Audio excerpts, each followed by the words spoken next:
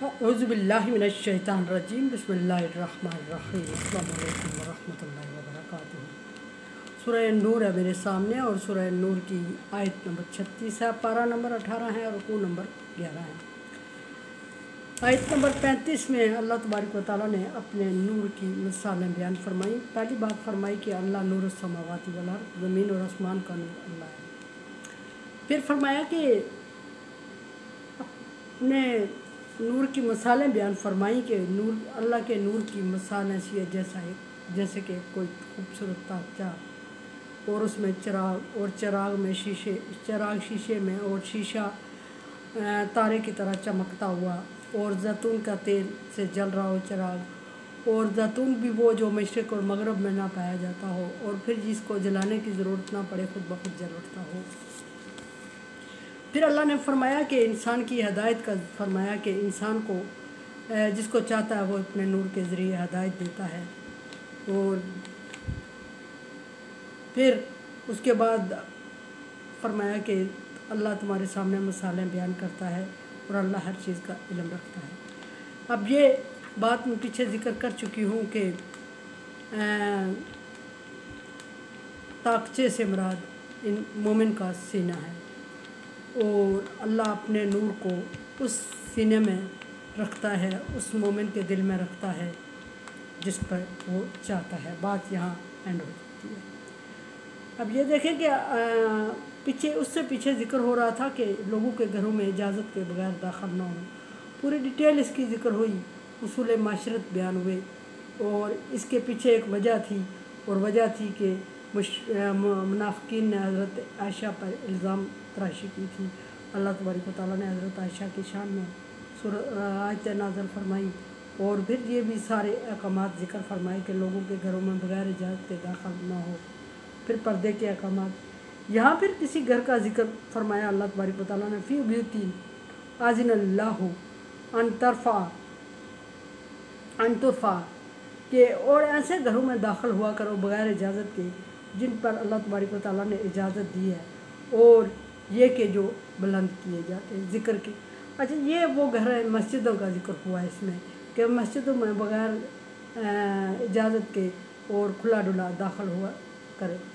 एक हदीस के मुताबिक ये है कि आखिरी वक्त होगा तो मस्जिदों पे ताले लगे होंगे।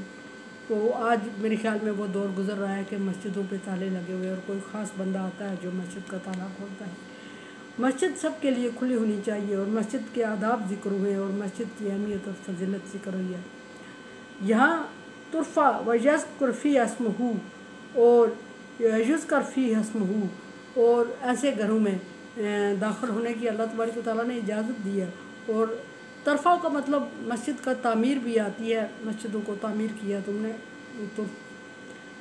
तुरफ़ा बुलंद किया जाता है जिनमें अल्लाह तबारक व तआला का ज़िक्र और जिसमें अल्लाह तबारक व तआला के नाम का ज़िक्र किया जाता है और अल्लाह तबारक व तआला का नाम बुलंद किया जाता है। यूसुफ, अब मस्जिद बाज़ रवायात में के मुताबिक मस्जिद, इसमें मस्जिद मराद आती है, बाद में मोमिन का दिल मराद। ये मुख्तलिफ़ रवायात है, हर रवायात में मैं नहीं पढ़ती। फरमाया कि युज़कर फ़ीहा अस्मुहू, और ऐसे घरों में ज़िक्र किया जाता है जिसमें अल्लाह तबारक व तआला के नाम का। भाई इब्न काब कहते हैं, फरमाते हैं कि तौरात में है कि मेरा घर, अल्लाह तबारक व तआला ने फरमाया कि ज़मीन पे मेरा घर मस्जिद होगा और जो भी मस्जिद में आए वो पाक साफ़ होके आए। मस्जिद के आदाब को ज़िक्र करते हुए फरमाया गया है कि मस्जिद में जाके कोई बिज़नेस डील या दुनियावी बातें नहीं करनी चाहिए, बल्कि फजूल बातें नहीं करनी चाहिए, बल्कि जो वक्त हो उसमें अल्लाह तबारक व तआला के ज़िक्र में उसको गुजारना चाहिए।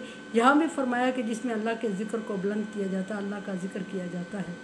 और इधर उधर की बातें करने के लिए या कोई कारोबारी डील करनी हो तो उसके लिए मस्जिद में जाके इस तरह के कारोबार की डील या सौदा, या बाज़ रवायात में तो यहाँ तक है कि मस्जिदों में दुनियावी चीज़ों के ऐलानात भी नहीं करने चाहिए।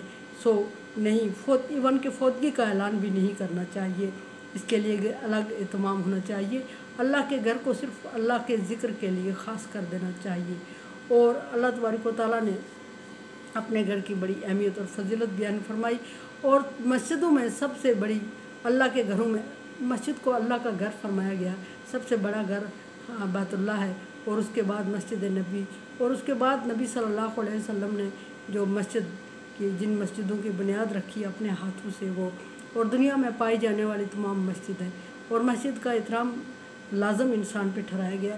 اور یہ بھی کہ مسجد میں دنیا میں مومن کے لیے تمام مسجد کا مطلب ہوتا ہے سجدہ کرنے کی جگہ۔ امت محمدیہ پر جہاں کچھ خصوصی احسانات ہیں، ان احسانات میں سے ایک یہ بھی ہے کہ اس کے لیے پوری زمین کو مسجد بنا دیا گیا ہے، جہاں مرضی نماز پڑھ لے۔ لیکن مسجد میں نماز پڑھنے کا اللہ تبارک و تعالیٰ نے جو اجر رکھا ہے وہ باقی نمازوں گھروں میں پڑھے جانے والی نمازوں سے 70 گنا زیادہ ہے۔ سو مسجدوں میں نماز پڑھنے کا اہتمام کریں۔ اور یہ بھی کہ جن لوگوں کے گھروں کے قریب مسجدیں ہیں ان پر لازم ہے کہ وہ مسجد میں صبح و شام جائیں، اور اذان دینا، مسجد کو آباد رکھنا، اور پھر مسجد میں نماز کا اور امام کا اہتمام کرنا اور امام کا انتظام کرنا، اور پھر اس کے مسجد اور امام لازم ملزوم ہے۔ اور مسجد میں اگر مسجد کے احترام کر رہے ہیں تو پھر امام کا احترام بھی کیا جائے، اور امام کا احترام یہ ہوتا ہے کہ اس کو مالی طور پہ آسودہ کیا جائے۔ اگر مالی طور پر آسودہ نہیں کیا جائے گا امام، تو پھر وہ کیا کرے گا؟ وہ نمبر ایک اس کو مالی طور پہ آسودہ کیا جائے۔ اگر آسودہ نہیں کیا جائے گا تو اس کا دل، اس کا دماغ کہیں اور لگا رہے گا، اور وہ مقتدیوں کے حق میں ڈنڈی مار دے گا اور یکسوئی سے امامت نہیں کروائے گا۔ ہمارے ہاں امام کو مظلوم اور بیچارہ سمجھا جاتا ہے، جبکہ اللہ کے ہاں اس کا بڑا رتبہ اور بڑا گریڈ ہے۔ اور نمبر دو یہ کہ اس کے پیچھے